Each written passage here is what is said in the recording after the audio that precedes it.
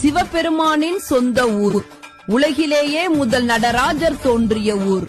உலகின் முதல் சிவன் ஆலயம். தென்னாடுடைய சிவனே போற்றி என்ற வாக்கியம் உருவான ஆலயம்.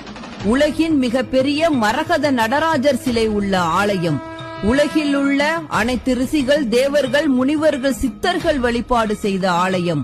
உலகின் முதல் சிவன் ஆலயம். நவ கிரகங்கள் தோன்றுவதற்கு முன்பே தோன்றிய ஆலயம். 4 யுகங்கள் தோன்றுவதற்கு முன்னரே உருவான ஆலயம். 1000 சிவ அடியார்கள் ஒரே நேரத்தில் மோட்சம் பெற்று சகஸ்ரலிங்கம் உருவான ஆலயம்.